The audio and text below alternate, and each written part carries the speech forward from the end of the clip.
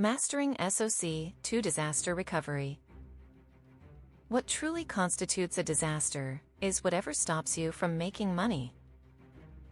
Which circumstances or events does the organization consider to be a disaster? And in what ways do they significantly disrupt or halt business operations, causing a material impact on its ability to deliver products or services to customers? Disaster recovery, the bitter pill we must swallow. I've seen it time and time again. Companies that were once flying high, brought to their knees by a disaster they never saw coming. It's a harsh reality check, but one that's essential for survival in today's fast-paced business landscape. As a professor, entrepreneur, and seasoned executive, I've had my fair share of close calls and near misses. And let me tell you, there's no greater wake-up call than a disaster that puts your entire operation at risk.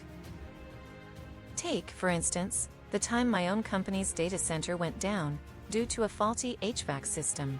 It was a sweltering summer afternoon when our team received the dreaded notification. Our entire infrastructure was offline, and our customers were starting to panic. As the CEO, I felt the weight of responsibility squarely on my shoulders. Our entire business model was built on delivering cloud-based services to our clients. Without our data center, we were dead in the water. In the chaos that ensued, our team sprang into action. We had a disaster recovery plan in place, but it was clear that it was far from perfect. Our response was slow, disjointed, and lacked clear communication. It took us hours to get our systems back online, and even then, we were only operating at 50% capacity. The aftermath was brutal. We lost revenue, customers were angry, and our reputation took a hit. But it was also a turning point for our company. We realized that disaster recovery wasn't just an afterthought, it was a critical component of our operational excellence. We took a hard look at our processes, identifying weaknesses and areas for improvement. We beefed up our infrastructure, investing in redundant systems and regular backups. We rewrote our disaster recovery plan from scratch, making it more robust, more flexible, and more communicative.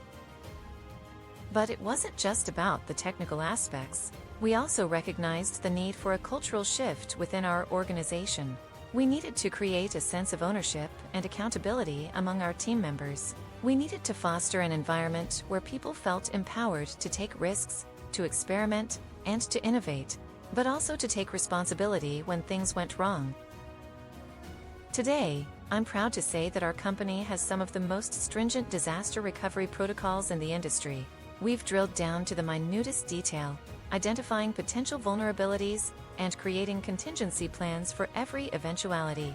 Our team is well-trained, well-equipped, and well-rehearsed in the art of disaster recovery. So, what are the key takeaways from our experience? First, disaster recovery is not a one-time exercise. It's an ongoing process that requires continuous improvement. You can't just set it and forget it. You need to regularly test, refine, and update your plans to stay ahead of the game. Second, communication is key. In the heat of the moment, it's easy to get caught up in the technical aspects of disaster recovery, but it's equally important to keep your stakeholders informed, calm, and reassured. Your customers, employees, and partners need to trust that you've got a plan in place and that you're working tirelessly to get back online. Finally, disaster recovery is not just about technology, it's about people. You need to have the right team in place, with the right skills, the right mindset, and the right attitude. You need to create an environment where people feel supported, empowered, and motivated to take ownership of disaster recovery. In the end, disaster recovery is a bitter pill we must swallow.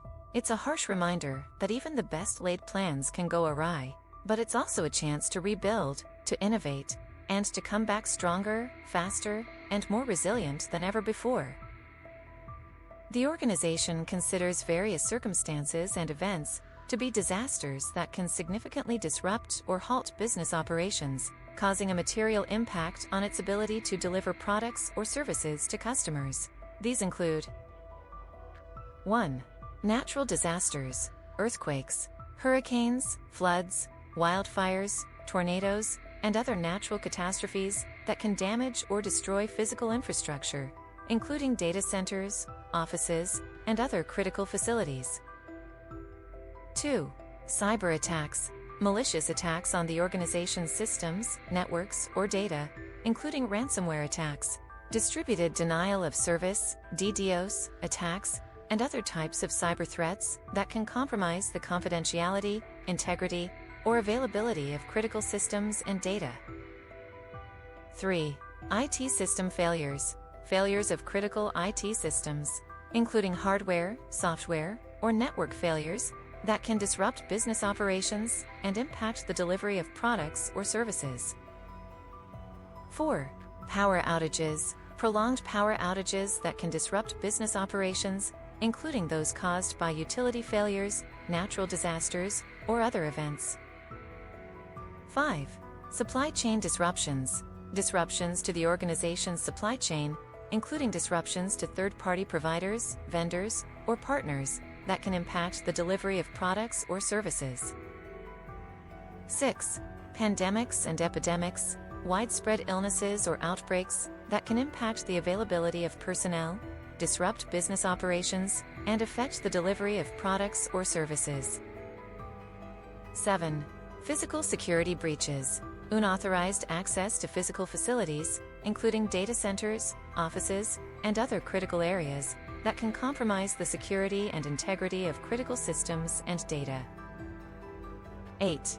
Vendor or third-party failures, failures or disruptions to third-party providers, vendors, or partners that can impact the delivery of products or services. In response to these potential disasters, the organization has developed a comprehensive disaster recovery plan that outlines the procedures and strategies for responding to and recovering from disasters. The plan includes 1.